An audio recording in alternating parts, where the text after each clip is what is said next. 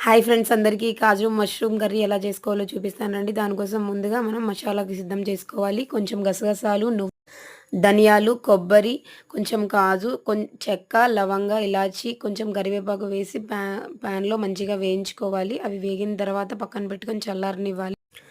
Gas పైన కడాయి పెట్టి కొంచెం ఆయిల్ వేసి ముందుగా మనం క్లీన్ చేసి పెట్టుకున్న మష్రూమ్ని వేసి మంచిగా వేయించుకోవాలి. మష్రూమ్ బాగా వేగి బ్రౌన్ కలర్లోకి వచ్చిన తర్వాత వాటిని తీసి పక్కన పెట్టుకొని దానిలోనే ఒక 2 స్పూన్స్ ఆయిల్ వేసి కాజుని వేసి మంచిగా కాజుని బ్రౌన్ కలర్ వచ్చే వరకు ఫ్రై అవ్వనివ్వాలి. కాజు కూడా ఈ విధంగా బ్రౌన్ కలర్లోకి వచ్చిన తర్వాత తీసి పక్కన పెట్టుకోవాలి. ముందుగా మనం వేయించి పెట్టుకున్న మసాలాలని వాటర్ వేసి మంచిగా మిక్సీ వేసుకోవాలి. ముందుగా మిక్సీ వేసుకున్న తర్వాత దానిలో కొంచెం వాటర్ వేసి పేస్ట్లా తయారు చేసుకోవాలి. తయారు చేసుకున్నాక గ్యాస్ ఆన్ చేసి కడాయి పెట్టి ఆయిల్ వేసి ఆనియన్స్ ముందుగానే చిన్నగా చాప్ చేసి పెట్టుకోవాలి. ఈ విధంగా చాప్ చేసి పెట్టుకున్న ఆనియన్స్ని కడాయిలో వేసి మంచిగా బ్రౌన్ కలర్ వచ్చేంత వరకు వేగనివ్వాలి. తర్వాత ఫ్రెష్గా దంచి పెట్టుకున్న అల్లం వెల్లుల్లి పేస్ట్ వేసి దాన్ని కూడా మంచిగా పచ్చివాసన పోయేంత వరకు వేగనివ్వాలి. ఆ తర్వాత 4 టమాటాలు తీసుకొని చిన్న చిన్న ముక్కలుగా కట్ చేసి పెట్టుకోవాలి.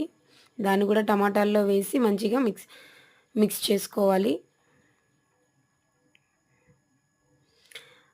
ఈ విధంగా మిక్స్ చేసుకున్న తర్వాత మూత పెట్టి మంచిగా పచ్చివాసన పోయేంత వరకు మగ్గనివ్వాలి. ఆ తర్వాత మూత తీసి ఉప్పు, పసుపు, కారం వేసి మంచిగా మిక్స్ చేసుకోవాలి. మిక్స్ చేసిన తర్వాత దాన్ని మూత పెట్టి పచ్చివాసన పోయేంత వరకు ఉంచాలి.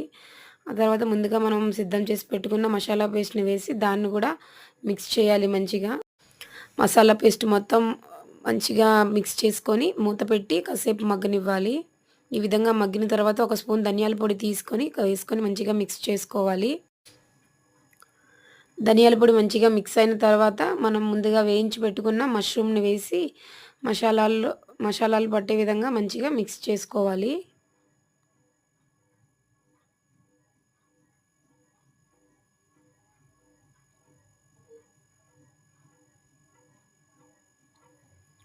ఈ విధంగా మంచిగా మిక్స్ చేసుకున్న తర్వాత కొన్ని వాటర్ పోసుకొని మంచిగా మిక్స్ చేసి మూత పెట్టి మగ్గనివ్వాలి.